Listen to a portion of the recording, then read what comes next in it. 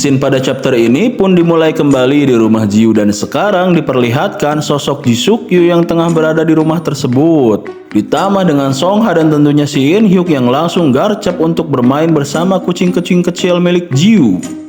Kondisi rumah Jiu yang tadinya sepi pun sekarang berantakan sehingga membuat si In Hyuk berinisiatif untuk membantu membersihkan tempat tersebut dengan senang hati.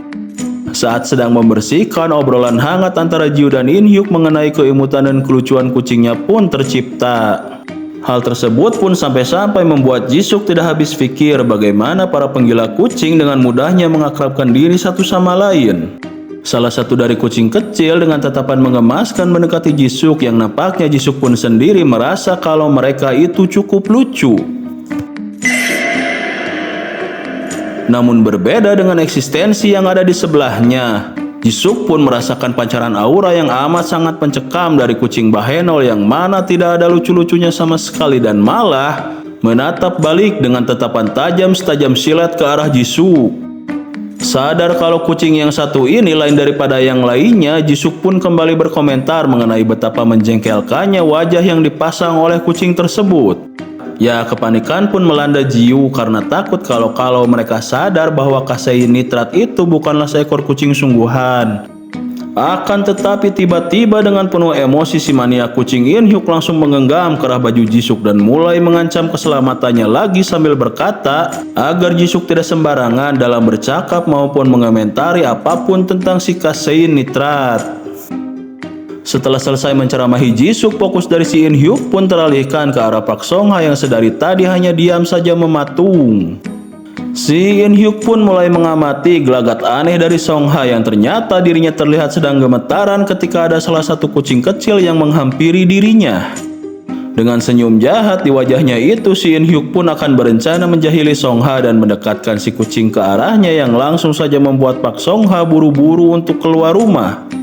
Namun saat sebelum keluar, Pak Song Ha pun menghentikan langkahnya dan langsung tersulut emosi ketika In Hyuk mengatakan kalau ternyata Pak Song Ha yang masuk ke dalam jajaran 20 elit Awaken Korea memiliki ketakutan terhadap seekor kucing kecil.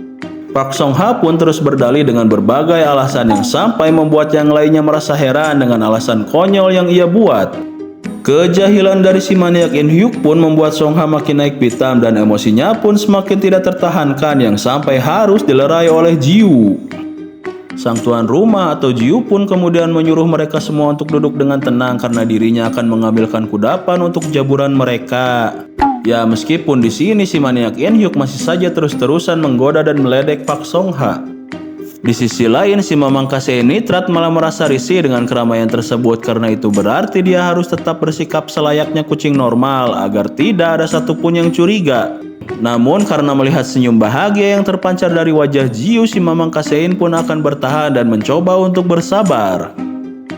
Tidak terasa waktu pun berlalu dan berpindah ke grup Shinhwa di mana si In Hyuk dengan wajah full senyum memberikan laporan kepada si Teteh mengenai Ji Suk, Jiu dan Win yang sudah mulai akrab dan malah mereka sedang menginap di rumah Jiu malam ini. Tidak disangka kalau respon tidak percaya diperlihatkan oleh si Teteh ketua karena dirinya tahu kalau tidak mungkin bagi seorang Ji Suk memiliki keinginan untuk akrab dengan orang lain. Berpindah ke malam hari di rumah Jiu sekarang memperlihatkan Ji Suk yang nampak seperti terkena tekanan batin. Ya, ternyata dirinya harus menginap di rumah Jiu itu karena paksaan dari si In Hyuk. Kemudian perhatian Ji Suk pun teralihkan kepada Jiu yang sedari tadi malah senyum-senyum dan cengengesan terus. Hal tersebut karena ini adalah pertama kalinya bagi Jiu merasa punya teman dan bahkan bisa sampai tidur bersama. Maksudnya bisa nginep bareng, tersalah paham lagi. Meskipun risih dengan kelakuan Jiu, tapi dirinya teringat akan perkataan In Hyuk yang sebelumnya mengenai kehidupan masa lalu Jiu yang cukup menyayat hati. Lalu kemudian Jiu pun bertanya kepada Win perihal nginep bareng tersebut dan jawaban sama pun dilontarkan oleh Win karena ternyata masa lalu Win itu tidak jauh berbeda dengan Jiu. Mendengar percakapan ngenes dan suram dari mereka berdua, Ji Suk pun merasa kalau mereka berdua itu adalah pecundang yang menyedihkan. Namun tiba-tiba Jiu pun melontarkan pertanyaan yang sama kepada Ji Suk dan dengan pedenya dibarengi wajah yang songong dirinya berkata kalau iya. Belum sempat menyelesaikan omongannya itu, Jisuk pun baru sadar kalau ternyata selama ini ia juga senasib dengan mereka berdua. Tapi karena sudah tanggung dan dirinya kepalang songong, ia pun mencoba mencari-cari alasan yang mana karena kelamaan berpikir, akhirnya Win dan Jiu pun bisa paham kalau Jisuk ternyata selama ini juga belum pernah merasakan yang namanya nginep bareng. Namun karena tidak mau disamakan dengan para pecundang tersebut, ia pun berdalih dan mulai ngomel-ngomel yang malah membuat Jiu dan Win makin mengasihani Jisuk. Ya, dan chapter pun ditutup dengan Jisuk yang masih tetap ngomel dan tidak terima disamakan nasibnya dengan mereka berdua yang ngenes dan sangat suram.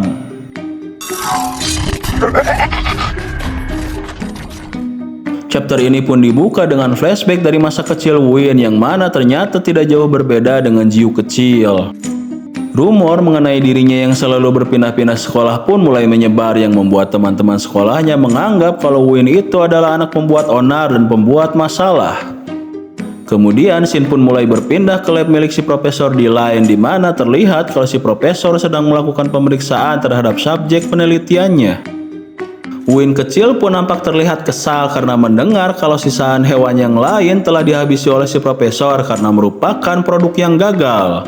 Si Profesor D-Line juga mengatakan kalau ini adalah subjek terakhirnya dan sangat-sangat berharap kalau yang ini bisa berhasil.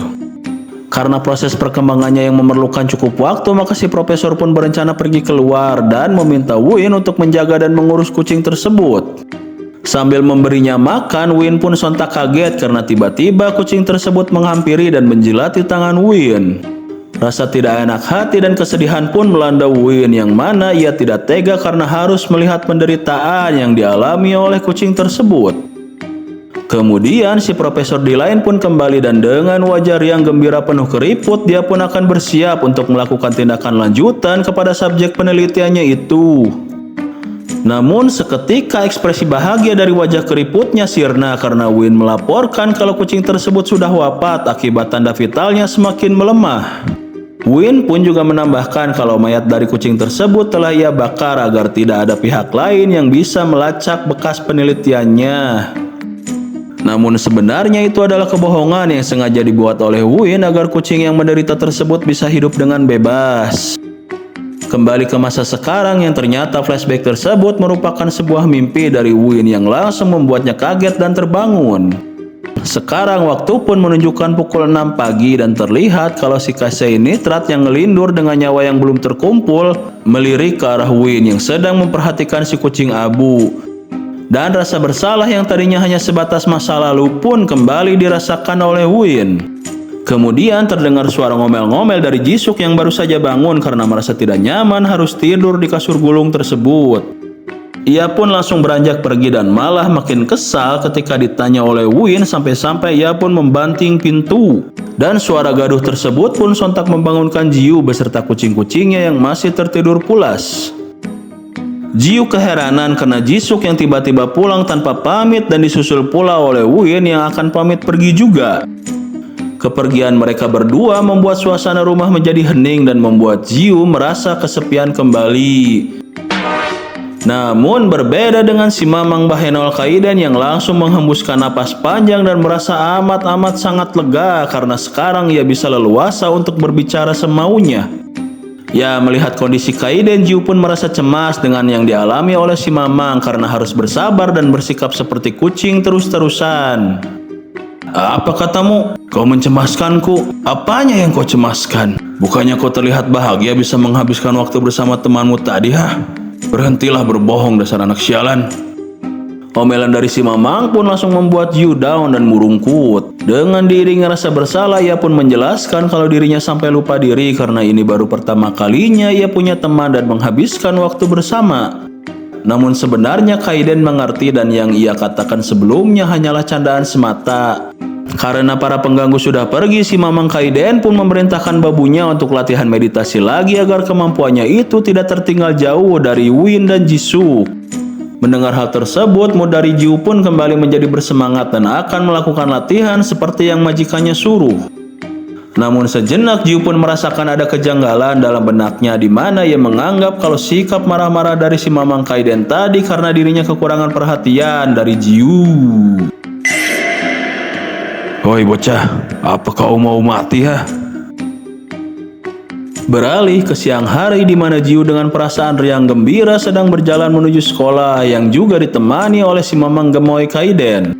Seperti biasa, ia pun tidak lupa untuk menyedekahkan makanan bagi para kucing tunawisma yang ia temui di perjalanan. Ya, dikarenakan banyaknya kucing liar yang Jiu temui dan beri makan, maka si Mamang Kaiden pun merasa bosan dan sekaligus heran dengan perilaku Jiu itu.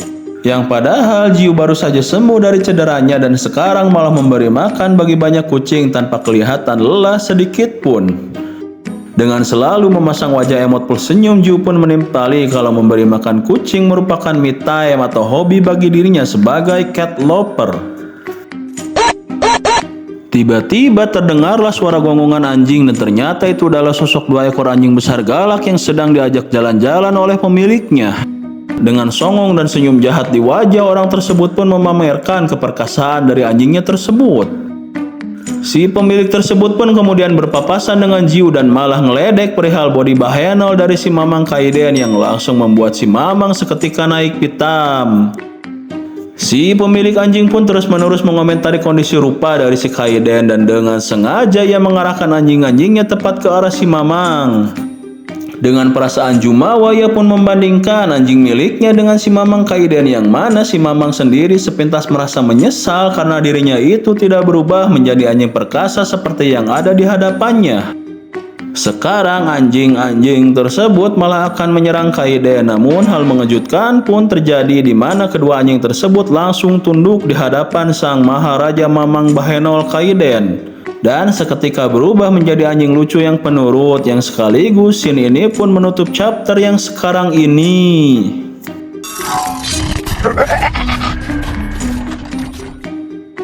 Chapter dibuka dengan memperlihatkan raut wajah shock, ngorejat, kaget, tidak percaya, dan sedikit keriput dari si Profesor D-Line. Ya, rasa kagetnya itu ternyata berasal dari kabar kurang mengenakan yang dibawa oleh Park Song Ha, yaitu mengenai Win yang cukup sulit diatur dan bahkan terlibat dalam pertarungan sesama Waken. Si Profesor makin tidak percaya kalau anak sebaik Win bisa berbuat onar seperti itu, apalagi Park Song Ha mengatakan kalau Win juga sempat membuat kegaduhan di rumah sakit. Karena hal itulah Song Ha di sini malah meragukan mengenai kedekatan si Profesor dengan anak didiknya, yang mana Song Ha mengatakan meskipun Win patuh terhadap si Profesor, namun dibalik sifat pendiamnya itu Win memiliki sisi pemberontak. Ya, perkataan dari Song Ha malah membuat si Profesor D-Line tertawa terbahak-bahak dan tidak peduli dengan sikap Win karena ia menganggap kalau hal tersebut memang wajar mengingat kalau hal itu merupakan tabiat seorang remaja pada umumnya. Dan si Profesor juga yakin kalau anak seperti Win pasti memiliki alasan kuat di setiap tindakan yang ia lakukan. Kemudian si Profesor pun yang tidak mau waktu kerjanya diganggu malah meminta Song Ha agar segera membawakan alat yang dia butuhkan. Karena mau bagaimanapun dia dituntut oleh pihak asosiasi untuk segera menyelesaikan pekerjaannya. Setelah kepergian Song Ha, ternyata si Profesor pun merenungi kabar barusan dan ia mulai menyeringai karena merasa kalau kepribadian Win itu mengalami perkembangan. Scene pun berpindah ke tempat penelitian si Profesor yang dulu, di mana terlihat kalau Win sedang bersiap untuk berangkat ke sekolah. Namun scene lagi-lagi berpindah yang sekarang memperlihatkan rumah Jiu, di mana Jiu sudah siap untuk berangkat ke sekolah juga. Dan seperti biasa tidak lupa untuk memberikan makan ke kucing-kucing miliknya. Saat sedang ngobrol santai dengan si Mamang Kaiden, si Abu tiba-tiba bangun, namun seperti pemuda yang kepergok ngocok, dia pun dengan panik langsung pura-pura tidur lagi seperti tidak terjadi apa-apa. Ya, ternyata perilaku si Abu tersebut bukanlah yang pertama kalinya karena ia selalu seperti itu setiap ada Jiu ataupun Kaiden. Si Abu yang tadi pura-pura tidur pun mendengar kalau Jiu sudah berangkat ke sekolah dan ia langsung bangun serta nguliat dengan santainya untuk meregangkan badan. Namun tidak disangka kalau ternyata masih tersisa satu entitas gemoy yang sedang melirik ke arahnya yang seketika membuat si Abu tepar kembali. Karena kondisi sudah mulai sepi, maka si Mamang Kaiden pun melakukan meditasi supaya bisa memulihkan kekuatannya. Di sini si Mamang mencoba untuk memanfaatkan waktu sebaik mungkin karena sebelumnya ia tidak bisa bermeditasi akibat terlalu banyak orang di rumah Jiu. Ya, akan tetapi kehusuan dari beliau terganggu oleh kucing-kucing kecil yang apet nempel ke dirinya sehingga ia pun mulai teriak-teriak dan ngomel-ngomel yang bahkan membuat si Abu makin panik dan ngadek-dek saat melihatnya. Kembali berpindah scene sekarang ke sekolah yang memperlihatkan Jiu yang baru saja tiba dan terkejut karena melihat kalau Win juga sudah ada di kelas. Dengan senangnya mereka pun mengobrol ringan dan Jiu yang sempat membahas Jisuk sontak membuat anak-anak lain melirik ke arah mereka berdua dengan tatapan tidak percaya. Tanpa pikir panjang, Jiu pun akan pergi ke kelas sebelah untuk menemui Jisuk seorang diri. Dan Win yang tidak ikut ke sana pun sekarang malah sedang kepikiran mengenai perkataan Park Song-ha yang menawari dirinya untuk ikut bergabung dengan pihak asosiasi supaya ia bisa mendapatkan keistimewaan dan keringanan hukuman bagi si profesor di lain. Berpindah lagi ke Jiu yang sekarang sudah berada tepat di depan pintu masuk kelas Jisuk. Ia pun mencoba bertanya mengenai keberadaan Jisuk ke NPC random yang kebetulan masuk ke kelas tersebut. Namun dengan ekspresi ketakutan dan terburu-buru si NPC menjawab kalau ia tidak tahu karena Jisuk sudah absen selama beberapa hari.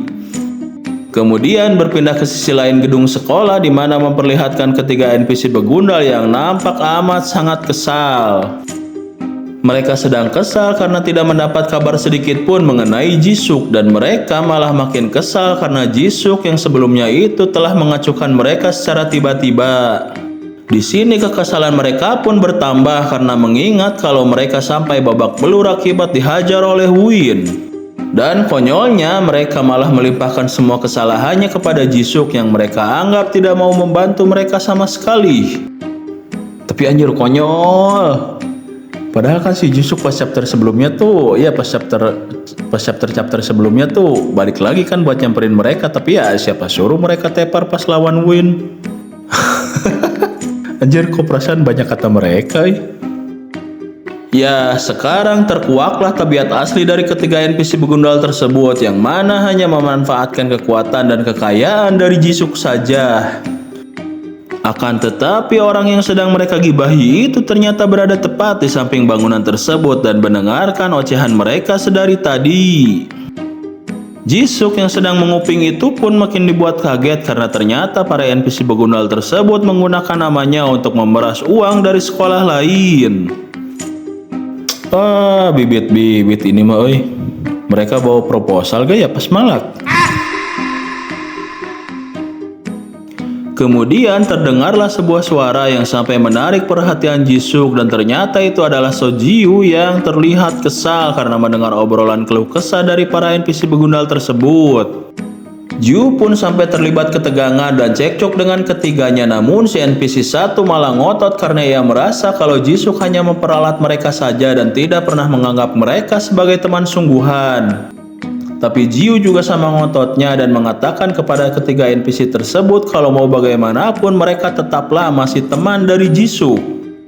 Ketiga NPC begundal itu pun mulai terdiam mendengar khotbah nujutsu dari Jiu tersebut. Begitu juga dengan Jisuk yang sampai ikut tersentak dan terdiam dibuatnya. Sambil diiringi perasaan yang bercampur aduk, Jisuk pun memutuskan untuk mengabaikannya saja dan malah melenggang pergi dari tempat tersebut, yang sekaligus ini juga menutup chapter yang sekarang.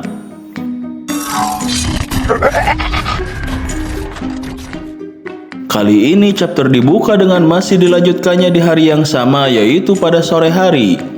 Sekarang memperlihatkan Jiu yang sedang dalam perjalanan pulang sekolah dan terlihat masih keheranan karena dirinya tidak mendapat hukuman setelah absen sekolah cukup lama. Ternyata sebelumnya si sang pak guru malah panik saat mengetahui kalau Jiu tidak masuk sekolah selama beberapa hari. Dan yang membuatnya makin panik adalah ia mendapat kabar dari penjaga Jiu bahwa Jiu terlibat dalam sebuah kecelakaan mobil. Win yang ternyata ikut pulang bareng pun mengatakan kalau orang-orang dari grup Shinhwa itu tidak ahli dalam berbohong atau membuat alasan. Ternyata yang ia maksud adalah dirinya juga dikabarkan terlibat dalam sebuah kecelakaan mobil, namun berbeda ekspresi si sang Pak Guru dengan Jiu sebelumnya. Kali ini ekspresi dari si sang Pak Guru malah terlihat sangat datar dan terkesan biasa saja. Yang lebih parahnya lagi, ekspresi dari si sang Pak Guru tersebut malah berubah menjadi emosi karena mendengar juga kalau si pembuat onar Jisuk tidak masuk sekolah karena ia juga mengalami kecelakaan mobil. Yang mana hal tersebut membuat si sang Pak Guru tidak habis pikir bagaimana bisa 3 orang mendapat kecelakaan mobil masing-masing di waktu yang bersamaan. Kemudian Jiu pun mengajak Win untuk mampir ke rumahnya karena ia ingin menunjukkan kalau kondisi dari si Abu sudah mulai membaik. Tibalah mereka di rumah Jiu yang ternyata di sana sudah ada Jisuk menunggu kedatangan mereka. Jisuk sebenarnya sangat kesal karena kedatangan mereka itu sangat lama, namun karena harga dirinya yang selangit itu dia pun beralasan kalau ia juga baru saja tiba di tempat tersebut. Alasan Jisuk datang ke tempat itu karena ia disuruh oleh In Hyuk dan In Hyuk sekalian akan menjemput mereka bertiga ke rumah sakit untuk melakukan pemeriksaan ulang. Seperti biasa kedatangan Jiu pun langsung disambut hangat oleh ketiga kucing kecilnya. Dan si Mamang Kasein juga menghampiri sambil berbisik kepada Jiu kalau Jisuk sudah nongkrong di depan rumahnya selama beberapa jam. Kemudian Jisuk yang tanpa permisi ini pun dengan entengnya menendang tuan rumah karena menghalangi jalan masuk. Namun saat giliran Win masuk ke rumah, si Abu langsung histeris dan bersiap dengan posisi akan menyerang. Jisuk yang tidak tahu apa-apa ini keheranan karena kucing tersebut langsung jadi galak setelah melihat kedatangan Win. Sekarang terlihat kalau si Abu akan mengeluarkan kekuatan Awaken-nya, namun suasana pun tiba-tiba hening karena ternyata si Abu langsung dirukiah oleh si Mamang Kasein Nitrat yang langsung menyuruhnya untuk jangan macam-macam. Bukan main, satu gerakan mati saja dari si Mamang langsung menenangkan si Abu dan membuatnya menjadi kucing penurut, yang mana hal tersebut langsung membuat para human yang menyaksikan pun tidak bisa berkata apa-apa. Lalu di sini Jisuk pun meledek kalau ternyata wajah polos dari Win itu sampai bisa menakuti seekor kucing dan dia dengan pedenya duduk di sebelah si Abu karena dirinya ingin pamer kalau seorang Jisuk saja bisa dicintai oleh hewan peliharaan. Namun yang terjadi adalah tiba-tiba tangan dari Jisuk langsung dicaplok dan dikunyah oleh si Abu sampai mengeluarkan darah dan membuatnya berteriak kesakitan. Terlepas dari hal itu, Win pun merasa lega karena ternyata kondisi si Abu itu memang sudah mulai membaik.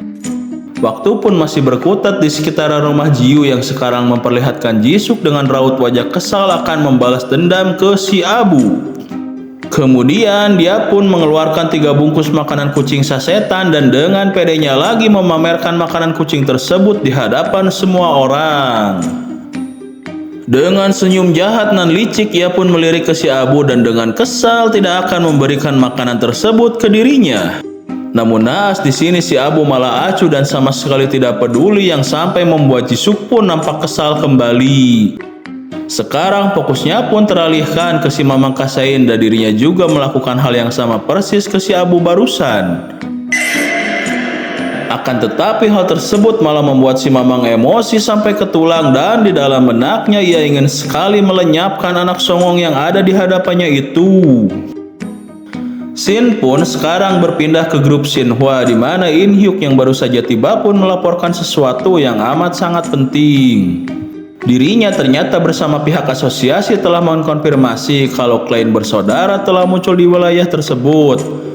Namun masih belum diketahui motif dari kedatangan mereka itu. Lalu tiba-tiba muncullah Jisuk yang dengan kesal berkata kalau ia harus pergi ke rumah sakit sendiri mengantar Jiu dan Win karena si In Hyuk tidak kunjung menjemput mereka. Namun kekesalannya pun mereda karena melihat kalau si Tete dan In Hyuk sedang dalam pembicaraan yang sangat penting.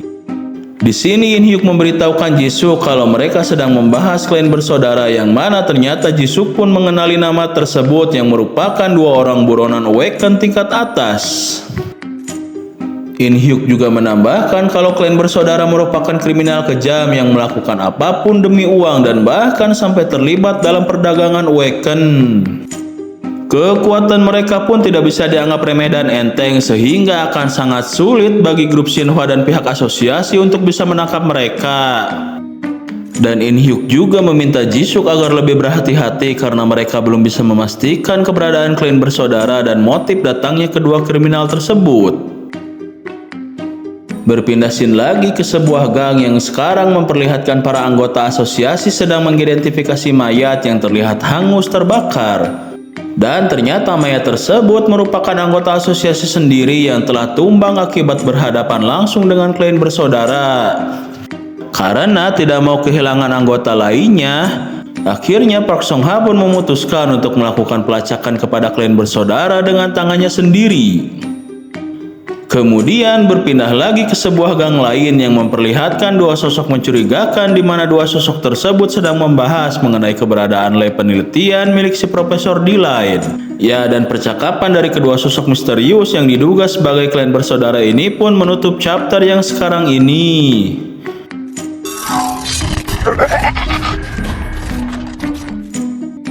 Chapter pun masih dilanjutkan dengan kedua sosok misterius yang sedang menelusuri bangunan bekas lab si Profesor D-Line dan mereka nampak terkejut karena mendapati kalau lab tersebut tengah dalam keadaan kosong melompong. Mereka berdua pun mulai kebingungan karena bagaimana bisa lab tersebut bisa kosong hanya dalam waktu singkat setelah mereka mendapatkan informasi keberadaannya. Dengan kesal, mereka pun akan mencoba memastikan dan memeriksa setiap sudut dari lab terbengkalai tersebut, dan salah satu dari mereka juga meminta kepada yang lainnya agar menghubungi informan mereka supaya bisa memberikan informasi yang lebih akurat. Scene pun kemudian berpindah ke lingkungan pendidikan alias sekolah di mana terlihat para murid sedang cemas. Ya, kecemasan tersebut diakibatkan oleh keberadaan si pembuat onar Jisuk yang terlihat sedang bad mood. Ternyata Jisuk sedang kesal akibat sebelumnya ditolak mentah-mentah oleh si Abu di mana dirinya diacuhkan dan bahkan dipantatin oleh kucing mujair tersebut. Tapi yang membuatnya sampai ngahulang tarik dan tidak habis pikir adalah perilaku nyeleneh dari si Mamang Kasei Nitrat yang bahkan duduknya saja seperti bapak-bapak paruh baya sarungan yang lagi santai nonton berita malam sambil rebahan. Jisuk pun mulai berpikir keras bagaimana caranya agar kucing anomali tersebut bisa ditaklukkan. Kemudian beliau pun mulai browsing untuk mencari makanan apa yang paling digemari oleh kucing sehingga ia dapat membayangkan dalam benaknya kalau kedua kucing tersebut sampai bertekuk lutut di hadapan dirinya. Dan ya, kelakuan halu dari Jisuk tersebut pun mulai membuat sesi kelas malah makin panik dan cemas. Bahkan dia sendiri pun tidak sadar kalau kelas ternyata telah berakhir. Tapi tiba-tiba para NPC begundal mulai datang menghampiri Jisuk dan mulai basa-basi dengan dirinya sambil pura-pura khawatir. Namun Jisuk tidak menggubris sama sekali yang akhirnya membuat mereka sadar kalau akhir-akhir ini Jisuk sedang menghindari mereka. Jisuk pun beralasan kalau sebelumnya handphonenya itu rusak akibat kecelakaan mobil dan ia pun kemudian melenggang pergi meninggalkan mereka bertiga. Lalu saat dalam perjalanan pulang, ia pun dihampiri oleh Jiu beserta Win yang kemudian mengajaknya untuk ikut ke suatu tempat bersama mereka. Ya, ternyata ajakan dari Jiu tersebut adalah untuk memberi makan kucing yang sontak membuat Jisuk kesal kembali. Akan tetapi pada akhirnya dengan sambil menggerutu dia pun tetap ikut menemani mereka memberi makan kucing-kucing liar. Dan malah dirinya juga ikutan untuk menyuapi makanan ke kucing-kucing tersebut. Kemudian berpindah ke ruang kantor si teteh ketua yang mana In Hyuk sedang memberikan laporan mengenai tewasnya beberapa agen pengintai dari asosiasi. In Hyuk pun juga mengatakan kalau sekarang Park Song Ha sedang memburu pelakunya sendiri dan karena kejadiannya tidak jauh dari daerah kekuasaan grup Shinhwa, maka si teteh pun menginstruksikan agar pihak mereka juga meningkatkan kesiagaan dan kewaspadaannya. Di tengah-tengah diskusi penting itu pun tiba-tiba bawahan si teteh masuk mengantarkan sebuah paket. Dan dengan diiringi rasa heran serta curiga, si teteh pun menerima paket misterius yang ditunjukkan kepada dirinya tersebut. Di sini In Hyuk pun seketika syok saat memperhatikan paket misterius tersebut yang ternyata Paket tersebut adalah makanan kucing bermerek kualitas tinggi yang mana membuat si In Hyuk terharu karena beranggapan kalau si teteh ketua akhirnya mulai tercerahkan akan keindahan dan keimutan dari para kucing. Scene pun kembali berganti yang sekarang memperlihatkan Win sedang berjalan pulang ke lab terbengkalai. Dalam perjalanan, Win pun masih teringat momen menyenangkan yang ia habiskan saat memberi makan kucing-kucing liar. Namun saat dirinya tiba dan hendak membuka pintu lab tersebut, ia pun menyadari kalau lab pintunya sudah dalam keadaan terbuka dan sontak membuatnya cemas dan terpikirkan firasat buruk. Ya, tiba-tiba muncullah salah seorang dari sosok misterius sebelumnya yang langsung menanyakan keberadaan si Profesor D-Line. Win yang masih tersirat firasat negatif itu pun tanpa pikir panjang langsung kabur menjauh dari dirinya. Namun sosok misterius satunya lagi berhasil menghadang Win. Sekarang Win pun tidak bisa lari kemana-mana dan salah satu dari mereka langsung memegang pundak Win serta membakar dengan kekuatan awaken-nya. Namun chapter menegangkan ini pun sayangnya harus ditutup dengan kedua sosok misterius yang dengan nada penuh ancaman akan mengorek informasi secara paksa dari Win yang sedang dalam keadaan terpojok. Demikianlah video dari kami. Kami, segenap kru yang bertugas, mengucapkan terima kasih yang sebesar-besarnya kepada adik, kakak, kakek, nenek, bapak, ibu, dan seluruh warga masyarakat di semua lapisan. Karena telah bersedia menonton video yang seadanya ini. Biar lebih lengkap dan lebih seru, jangan lupa juga untuk membaca komik, manhwa, dan manga aslinya karena ini hanya sebatas rangkuman dan untuk hiburan. Dukung terus channel UMKM kami dengan cara subscribe, like, dan komen. Sehat-sehat terus bagi kalian para pendengar. Dan sampai jumpa di video yang selanjutnya.